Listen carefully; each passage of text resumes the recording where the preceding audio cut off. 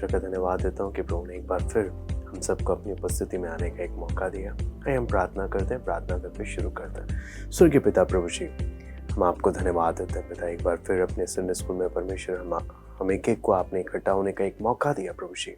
आपकी भलाइयों के लिए धन्यवाद देते हैं प्रभु। आपका वचन जब हम लोग सीखने के लिए जा रहे हैं प्रभु, आपसे विनती प्रार्थना करते हैं वचन को समझने के लिए प्रभु, आप सहायता करें। वचन की बातों को आप हम एक एक को खोल कर दें प्रभु। आए के सारी बातों को हम आपके हाथ में सौंपते हैं। सारा आदर और महिमा केवल हम आपको देते हैं। प्रार्थना प्रभु यीशु मसीह के नाम से मांगते हैं, आमीन। आज हम लोग परमेश्वर के वचन से बालक यीशु प्रभु यीशु मसीह को मंदिर में ले जाए जाने की घटना के बारे में हम देखेंगे। ये वचन हम लूका 2 अध्याय उसका 21 से लेकर हम लोग 39वें आयत से हम 39 आयत तक की हम घटना को देखेंगे। ठीक है, लूका कौन था आपको मालूम है ना? लूका एक डॉक्टर था और पौलुस का चेला था। तो पौलुस के साथ रहते रहते परमेश्वर की बातों, प्रभु यीशु मसीह की एक एक बातों को उसने जांच पड़ताल कर कर सब जगह से एकत्रित कर कर उसने इन घटनाओं को लिखा। तो पवित्र आत्मा की प्रेरणा के द्वारा हम परमेश्वर के वचन, आप लोग बाइबल लेकर बैठे तो निकाल लीजिए। लूका 2 का 21 से लेकर 39 तक हम लोग पढ़ेंगे। मैं पढ़ता हूँ। जब 8 दिन पूरे हुए और उसके खतने का समय आया तो उसका नाम यीशु रखा गया, जो स्वर्गदूत ने उसके पेट में आने से पहले कहा था।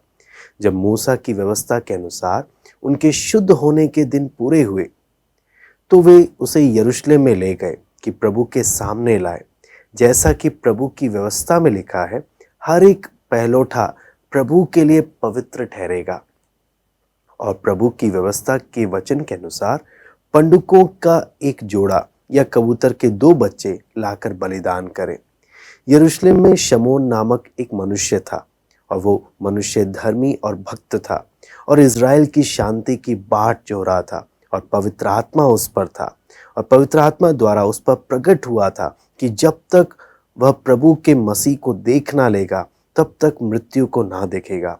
वह आत्मा के सिखाने से मंदिर में आया और जब माता पिता उस बालक यीशु को भीतर लाए कि उसके लिए व्यवस्था की रीति के अनुसार करें, तो उसने उसे अपनी गोद में लिया और परमेश्वर का धन्यवाद करके कहा, हे स्वामी, अब तू अपने दास को अपने वचन के अनुसार शांति से विदा करता है, क्योंकि मेरी आंखों ने तेरे उद्धार को देख लिया है, जिसे तूने सब देशों के लोगों के सामने तैयार किया है कि वो अन्य जातियों को प्रकाश देने के लिए ज्योति और तेरे निज लोग इज़राइल की महिमा हो। उसका पिता और उसकी माता इन बातों से जो उसके विषय में कही जाती थी आश्चर्य करते थे। तब शमौन ने उनको आशीष देकर उसकी माता मरियम से कहा, देख, वो तो इज़राइल में बहुतों के गिरने और उठने के लिए और एक ऐसा चिन्ह होने के लिए ठहराया गया है जिसके विरोध में बातें की जाएंगी, वरन तेरा प्राण भी तलवार से वार पार छिद जाएगा। इससे बहुत हृदयों के विचार प्रकट होंगे। आशेर के गोत्र में से हन्ना नामक फनुएल की बेटी एक भविष्यद्वक्तिन थी। वो बहुत बूढ़ी थी और विवाह होने के बाद 7 वर्ष अपने पति के साथ रह पाई थी। वो 84 वर्ष से विधवा थी और मंदिर को नहीं छोड़ती थी, पर उपवास और प्रार्थना कर करके रात दिन उपासना किया करती थी। और वो उस घड़ी वहां आकर प्रभु का धन्यवाद करने लगी और उन सबों से जो यरूशलेम के छुटकारे की बाट जोते थे उस बालक के विषय में बातें करने लगी।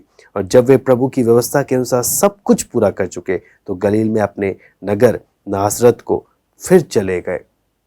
तो यहाँ पर हम लोग परमेश्वर के वचन में हमने इस आयत को पढ़ा। बहुत ही एक एक अगर आप रुक रुक के एक एक घटना को देखेंगे, बहुत ही इम्पॉर्टेंट बातें, बहुत ही महत्वपूर्ण बातें हम इन आयतों में देखते हैं।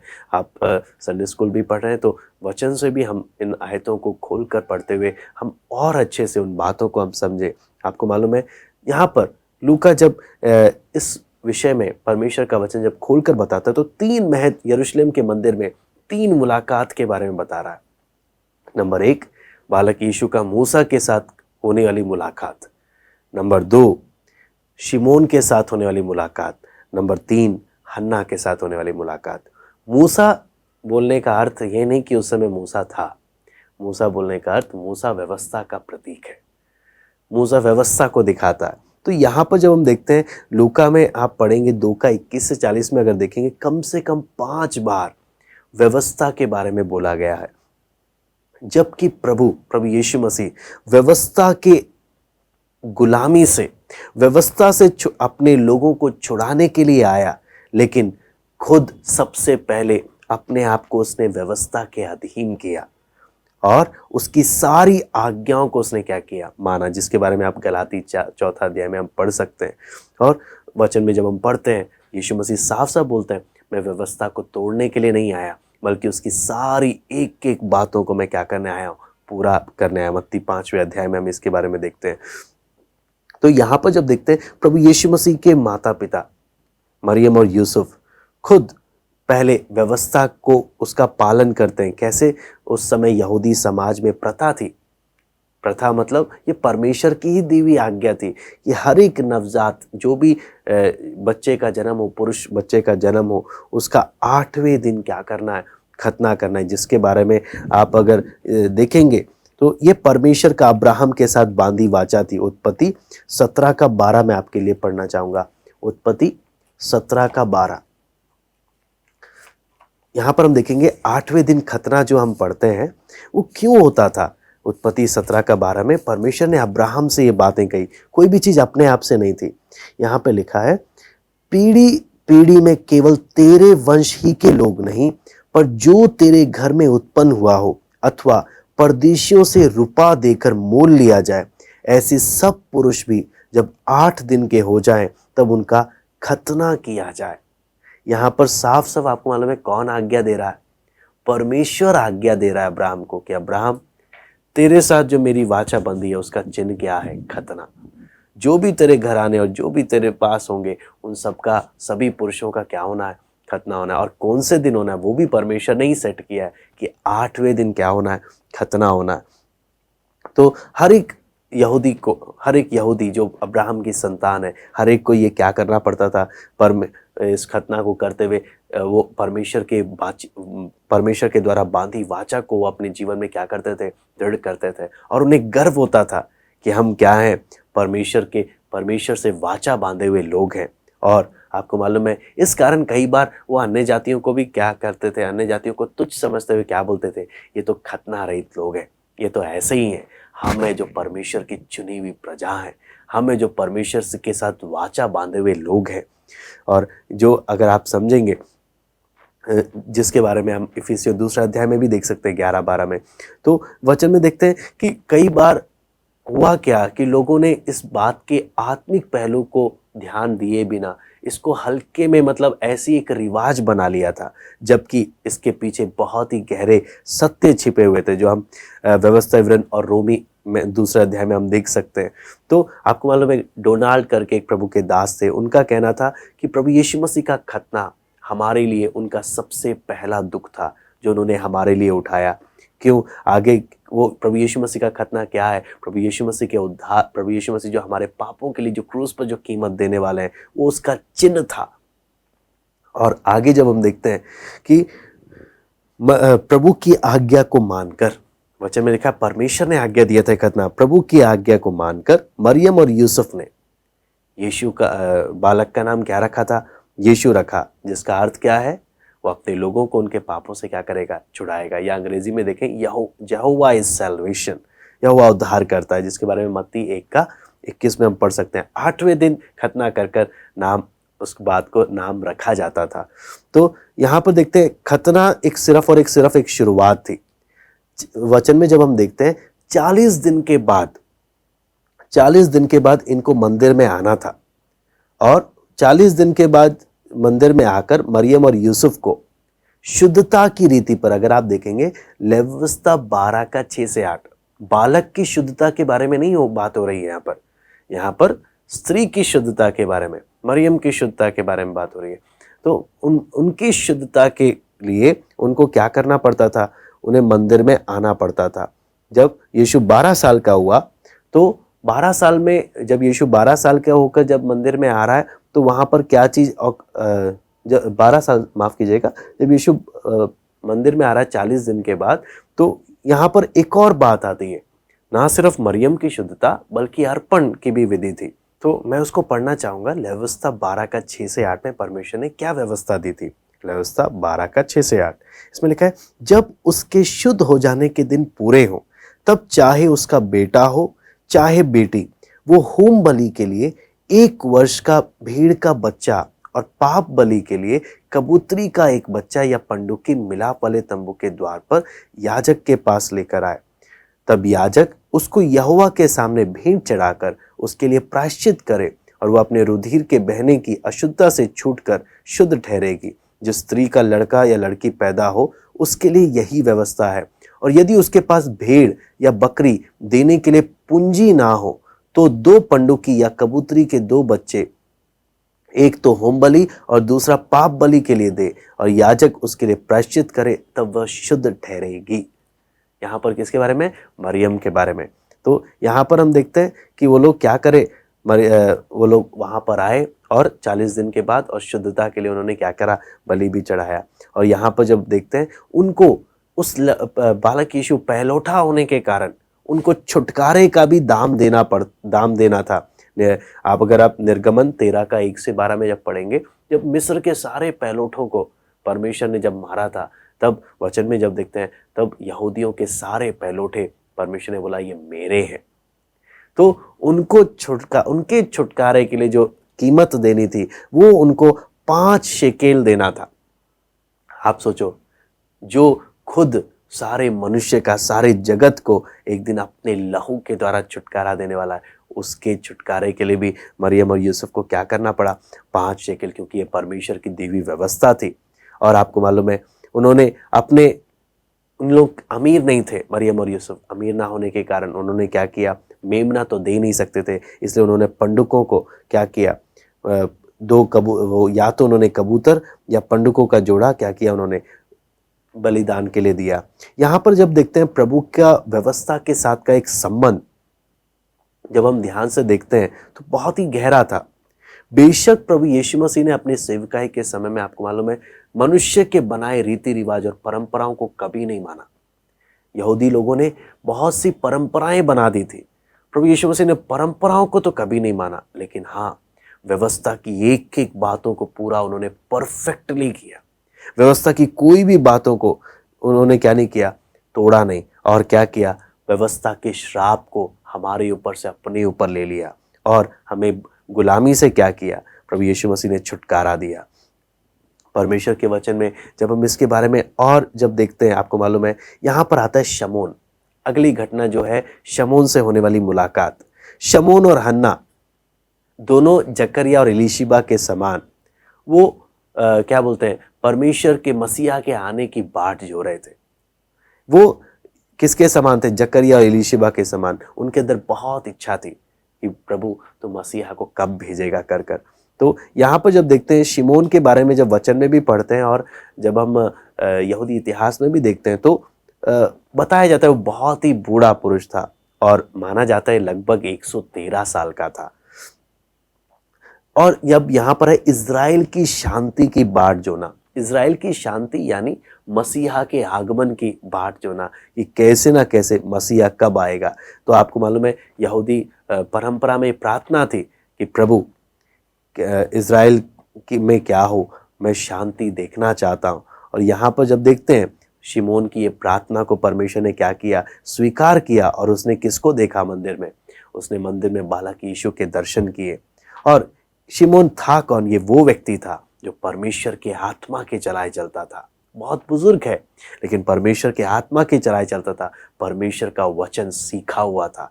और अगली बात जब हम देखते हैं, परमेश्वर की इच्छा के प्रति पूर्ण आज्ञाकारी था। 3 बातें आप देखना शमौन के बारे में। सबसे पहला, परमेश्वर के आत्मा के चलाए चलने वाला, परमेश्वर का वचन अच्छे से सीखा हुआ है। और तीसरा बात, परमेश्वर की इच्छा के प्रति पूर्ण आज्ञाकारी व्यक्ति था। और जब हम आगे जब देखते हैं तो इसको परमेश्वर ने सौभाग्य दिया, परमेश्वर के उस उद्धार को क्या करने के लिए, देखने के लिए, अपने मरने से पहले। ये कितना एक आपको मालूम है कितना एक बड़ी बात है कि शमौन बोलता है, प्रभु तूने अपने वादे को पूरा किया, मेरे मरने से पहले तूने क्या किया, उद्धारकर्ता को मुझे देखने दिया। आज भी कितना ज़रूरी है कि एक व्यक्ति मरने से पहले प्रभु यीशु मसीह को अपना उद्धारकर्ता करके ग्रहण करे। आप जब सुन रहे हैं, एक सवाल है कि आपने प्रभु को अपना उद्धारकर्ता करके ग्रहण किया? शमौन से परमेश्वर ने वादा किया था, तू तब तक मृत्यु को नहीं देखेगा जब तक कि तू मेरे उस उद्धार को देख ना ले। शमौन ने कहा, मेरी आंखों ने प्रभु तेरे उद्धार को देख लिया। तो वो चीज़ एक एक के लिए जरूरी है कि मरने से पहले एक एक ने क्या पाना है? उद्धार पाना है। उद्धार नहीं पाएंगे तो अनंत काल की नरक की आग है। इसलिए आगे जब हम देखते हैं, शिमोन ने उस बात को देखा, और शिमोन ने जब उस बात को देखा, आगे हम जब परमेश्वर के वचन में देखते हैं शिमोन का जवाब क्या था। शिमोन का जवाब बड़ी परमेश्वर की स्तुति के साथ भरा हुआ था, जिसमें हमने लूका 2:30 में भी देखा, मेरी आंखों ने देखा। और आगे बोलता है, प्रभु अब मैं मरने के लिए मैं क्या हूँ? मैं तैयार हूँ। ये एक बोला जाए तो एक मसीही मृत्यु के बारे में इसमें बताया है कि हर एक विश्वासी कोई भी मौत से नहीं डरता। क्यों? उसके लिए ये शरीर एक पिंजरे की तरह है, और उसके अंदर की चाहत क्या है? प्रभु या तो तू आ जा, या तो मैं जल्द से जल्द जाना चाहता हूँ, आज़ाद होना चाहता हूँ, एक आशीष में जीवन जीना चाहता हूँ। शिमोन का गीत एक मिशनरी गीत था। मिशनरी गीत बोलने का मतलब क्या है? कोई भी यहूदी ऐसा गीत नहीं गाता जो शिमोन उस समय क्या कर रहा था? गा रहा था। वचन में जब हम देखते हैं तो वो शिमोन क्या कर रहा है? परमेश्वर के उद्धार को देख रहा है। ना सिर्फ ये यहूदियों तक सीमित है, ये सारे जगत तक, सारे देशों तक प्रभु यीशु मसीह का ये उद्धार फैल रहा है और इज़राइल की महिमा का कारण बन रहा है। अगर आप आगे वचन में जब देखते हैं, वो स्तुति करते करते भविष्यवाणी करने लग गया शमौन, और भविष्यवाणी में उसने 3 बातों को लिया। सबसे पहला पत्थर, दूसरा चिन्ह, और तीसरा था तलवार। और जब हम पुराने नियम में जब पढ़ते हैं तो पत्थर पुराने नियम में परमेश्वर के रूप को दिखाता है। यहाँ पर जब देखते हैं, मसीहा को कोने के सिरे का पत्थर करके उसे तुच्छ समझा गया उसको, और उन्होंने क्या कर दिया? साइड कर दिया। इज़राइल देश ने क्या किया? कितनी बार ठोकर खाया इस विषय में, परमेश्वर के इस विषय में। और यीशु मसीह के विषय में भी जब हम देखते हैं, वह शिमोन खुद बोलता है, बहुत से लोग क्या करेंगे? ठोकर खाएंगे और बाद में उद्धार के लिए खड़े होंगे। और क्योंकि उस समय तक वो यीशु को अपनी चट्टान करके उन्होंने क्या नहीं किया? समझा नहीं। दूसरा आता है चिन्ह यानी चमत्कार। जो ये चमत्कार सिर्फ ये नहीं कि प्रभु चमत्कार ही करता रहे, बल्कि यह सच्चाई का प्रकाशन, उसके विषय में बात की गई है। और आगे जब हम परमेश्वर के वचन में देखते हैं कि बहुत से लोग प्रभु यीशु मसीह के चमत्कार को तो देखते थे, उसको बड़ा उसकी तारीफ भी करते थे, लेकिन बहुत से ऐसे भी थे जो उस पर अटैक भी करते थे, उस पर हमला भी करते थे, उसके विरुद्ध भी बोलते थे, और उसके बारे में क्या क्या नहीं बोलते थे, उसका अपमान करते थे। और यहाँ तक बोलते थे कि ये शायद चमत्कार भी किसके द्वारा ही कर रहा है? ये चमत्कार भी शैतान के द्वारा ही कर रहा है। और उसके चरित्र पर भी क्या उठाते थे? सवाल उठाते थे। और उसकी मृत्यु पर भी, उसके पुनरुत्थान पर भी झूठी बातें करते थे। आज भी आपको मालूम है, लोग प्रभु यीशु मसीह के दूसरे आगमन के विषय में भी बहुत सारी गलत बातें क्या करते हैं? बोलते हैं। यहाँ पर जब देखते हैं, प्रभु यीशु मसीह के बारे में जिस तरीके से लोग बोलते थे, वो उनके दिल को दिखाता था। इसलिए अगर वचन में जब देखें, प्रभु यीशु मसीह ना केवल ये उद्धार का पत्थर है, ना केवल ये न्याय का पत्थर है, बल्कि ये स्पर्श का पत्थर है। यानी ये जिसको छूता है उसके हृदय की बात प्रकट कर देता है। ये जिसको छूता है उसके अंदर की बातों को दिखा देता है ये क्या है। और इसलिए सबसे अधिक मायने रखता है कि जैसे प्रभु यीशु मसीह ने अपने समय में बोला कैसरिया फिलिप्पी में, तुम मुझे क्या समझते हो? मैं कौन हूँ? लोग मेरे बारे में क्या कहते हैं? मैं कौन हूँ? ये सवाल आज भी उतना ही इम्पोर्टेंट है कि हम प्रभु के बारे में क्या समझते हैं। और वो हमारा जवाब आखिरी जब आता है तलवार के विषय में, यहाँ पर जब शिमोन बोलता है तलवार, यहाँ पर देखते हैं ये तलवार सिर्फ और सिर्फ मरियम के लिए है। जो मरियम के जीवन में आने वाला दुख, जब वो प्रभु की माता बनकर जीवन बिताएगी, उसके जीवन में जो दुख आने वाला है। और ये हम समझ सकते हैं इतिहास और बाकी घटनाओं के द्वारा कि जब तक यीशु सेवकाई में आता उससे पहले ही कौन? यूसुफ की मृत्यु हो जाती है। यीशु ही सब कुछ देखता है। और मरियम के लिए जब यीशु मसीह सेवकाई के समय में जितना भी अटैक अगर यीशु पे हो रहे हैं, उतना ही कि इस पर भी आरोप लगते थे मरियम के, देख तेरा बेटा क्या कर रहा है, कितना कुछ उसको अपने जीवन भर लास्ट तक वचन में लिखा है। जब हम इसका तलवार के विषय में जब बोलते हैं ना, तो वहां पे एक ग्रीक वर्ड में लिखा है गोलियत के समान का तलवार। और तलवार तेरे आर पार छिदने का मतलब है लगातार तेरे जीवन में तलवार चलता ही रहेगा, कॉन्स्टेंटली। तो वो चीज कहने का मतलब है कितना दुख उसने अपने जीवन में क्या किया, सहा। और लेकिन वो सब बातें, लेकिन मरियम का जो व्यक्तिगत दुख है, ये एक व्यक्ति उद्धार के हमारे उद्धार में उसका कोई रोल नहीं, लेकिन लेकिन मरियम के जीवन में का ये एक हिस्सा था। और आगे जब हम देखते हैं मरियम और यूसुफ को, बेशक परमेश्वर की सारी योजना मालूम है नहीं मालूम है वो अब स्पष्टता से नहीं बोल सकते, लेकिन जितना उसको मालूम था, वचन बोलता है मरियम एक एक बातों को मन में रखकर उसके बारे में सोचती थी।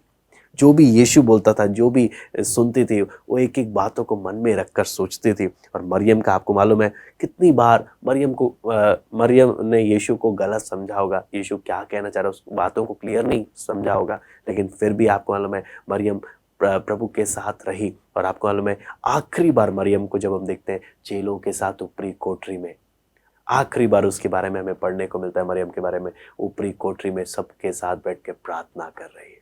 कहने का मतलब क्या है, हम एक एक घटना को जब हम वचन में देखते हैं, हन्ना हमने देखा शिमोन ने जो स्तुति करते करते, शिमोन था कौन, उसने भविष्य स्तुति करते करते भविष्यवाणी की, है ना, 3 बातों के बारे में। फिर हमने देखा, फिर हम देखते हैं हन्ना के बारे में। हन्ना नाम का अर्थ क्या है, अनुग्रह। वो एक बहुत ही काफी उम्र की थी, है ना, बूढ़ी थी, विधवा थी, है ना। और वचन में जब देखते हैं, पूरे वचन में जब देखते हैं कि लूका की पत्री में कम से कम 43 बार स्त्रियों के बारे में आया। और बाइबल में जब देखते हैं 12 विधवाओं के बारे में बताया गया, पूरी बाइबल में जब देखते हैं 12, और 3 तो हम सिर्फ किस में ही पढ़ लेते हैं, हम लूका में ही पढ़ लेते हैं 3 विधवाओं के बारे में। और यहाँ पर जब देखते हैं, उस समय में जब हम देखते हैं वचन में और इतिहास में जब देखते हैं ना, विधवाओं का जीवन आसान जीवन नहीं होता था, बहुत ही कठिन जीवन हुआ करता था। और लोग नजरअंदाज करते थे, तुच्छ समझते थे, और उनके साथ दुर्व्यवहार किया जाता था। जबकि परमेश्वर के वचन में हम साफ साफ देखते हैं, अगर निर्गमन पढ़ेंगे, व्यवस्था विवरण पढ़ेंगे, यशाया में भी पढ़ेंगे, कितनी जगहों में परमेश्वर बोलता है विधवाओं के साथ का आपका व्यवहार कैसा होना चाहिए। ये सब कुछ जानने पर भी विधवाओं के साथ सही व्यवहार नहीं होता था, बुरा ही व्यवहार होता था। तो लेकिन ऐसे समय में आपको मालूम है हन्ना ने अपने आप को परमेश्वर के लिए समर्पित कर दिया और क्या करने लगी, उपवास करने लगी, प्रार्थना करने लगी। बेशक वो आशीर के गोत्र से है, लेवी के गोत्र से नहीं, आशीर के गोत्र से है बेशक, फिर भी वो मंदिर में ही रहा करते थे और परमेश्वर के मसीहा का जो परमेश्वर ने वादा किया है उसके आगमन की बाट जोती रहती थी। परमेश्वर का समय देखना बिल्कुल कितना परफेक्ट है।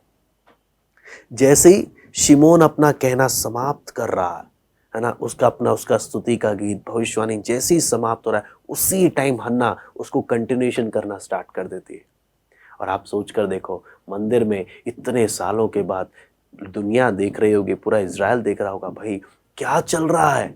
एक बुजुर्ग लोग, हाँ, परमेश्वर के भक्त जन परमेश्वर की स्तुति करने में लगे हुए हैं और बढ़ाई करने में लगे। ऐसा क्या घटना घट रही है वहां पर, जो इतना बड़ा कार्य वहां पर हो रहा है। और वो भी क्या करने लगी, हन्ना ने ना सिर्फ गाना गाया, ना सिर्फ परमेश्वर की स्तुति करी, बल्कि बालक यीशु को देखकर उन्होंने क्या किया, हन्ना ने प्रचार करना शुरू कर दिया। भविष्यद्वक्तिन थी वो, है ना, वचन में हम पढ़ते हैं, उन्होंने एक अच्छे से लोगों को उद्धारकर्ता के बारे में बड़ी स्पष्टता के साथ लोगों को क्या करना शुरू किया, वचन बताना शुरू किया कि ये उद्धारकर्ता कौन है। आपको मालूम है अन्ना को जैसे परमेश्वर ने भविष्यवाणी का वरदान दिया था, ऐसी बाइबल में देखते हैं और भी कितनी भविष्यद्वक्तिन थी, स्त्रियां कितनी भविष्यद्वक्तिन थी। उदाहरण के लिए आप जानते ही हैं कौन कौन है, मरियम है ना, दबोरा है, हुल्दू है, हाँ, नोदाया है, और यशाया की पत्नी भी थी भविष्यद्वक्तिन। फिर उसके बाद देखोगे आप फिलिपुस, है ना, जो बाइबल नए नियम में जो फिलिपुस है सुसमाचार प्रचारक, उसकी 4 बेटियां, चारों के चारों कौन थी, भविष्यद्वक्तिन थी, जो परमेश्वर की सेवा में क्या करी थी, लगे हुए थे। तो आप देखते हैं कितना एक अद्भुत नजारा, जब कौन सी घटना में, बालक यीशु के दर्शन की घटना में हम देखते हैं कितना ही अद्भुत नजारा।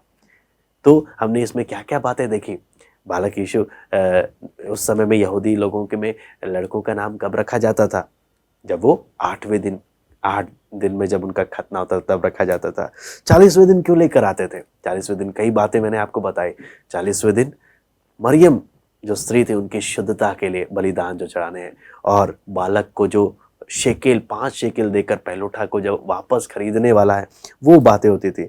और क्या बलिदान चढ़ाना था? हमने पढ़ा व्यवस्था में परमेश्वर ने आज्ञा दिया था 1 वर्ष का क्या चीज? मेमना। लेकिन अगर गरीब हैं तो पंडुक चढ़ा सकते हैं। फिर बालक यीशु को देखकर किसने आशीष दी? शमून ने। और शमून से परमेश्वर ने क्या वादा किया था कि जब तक तू मसीहा को देख नहीं लेगा, परमेश्वर के उद्धार को नहीं देख लेगा, तब तक तू मरेगा नहीं। फिर हन्ना कौन थी? हमने देखा आशीर के गोत्र की थी, और बुजुर्ग बूढ़ी विधवा और एक नबिया थी, और परमेश्वर के कार्य में सेवा में क्या करती थी? लगी रहती थी, है ना। तो मंदिर में हन्ना ने जब बालक यीशु को देखा, उसने क्या किया? उसने वचन बताना सबको क्या किया? शुरू किया। मैं उम्मीद करता हूँ आपको ज़रूर थोड़ा बहुत आपको ज़रूर समझ में आया होगा। आप इसको दोबारा से सुन सकते हैं, प्रार्थना कर सकते हैं। मैंने इसको डिटेल में इसलिए बताया, ये संडे स्कूल सिर्फ छोटे ही नहीं, बड़े लोग भी देख रहे हैं, तो बड़े लोगों के लिए भी ये थोड़ा सा खोल कर एक्सप्लेन करने के लिए मैंने कोशिश किया। मैं उम्मीद करता हूँ, प्रार्थना करता हूँ प्रभु ज़रूर हमें एक से वचन के द्वारा बातें करेगा। आइए हम प्रार्थना करते हैं। स्वर्गीय पिता प्रभु जी, हम धन्यवाद देते हैं संडे स्कूल सेशन के लिए परमेश्वर। अपने वचन को प्रभु आप खोल कर प्रभु समझने के लिए परमेश्वर हमें एक को कृपा दे, हमें एक से बातें करें प्रभु। धन्यवाद देते हैं आज की संगति के लिए, इन वचनों को मनन करने के लिए कृपा देना प्रभु। आए कि सारी बातों को हम आपके हाथ में सौंपते हैं, सारा आदर और महिमा केवल हम आपको देते हैं। प्रार्थना प्रभु यीशु मसीह के नाम से मांगते हैं, प्रभु आप सबको आशीष दें।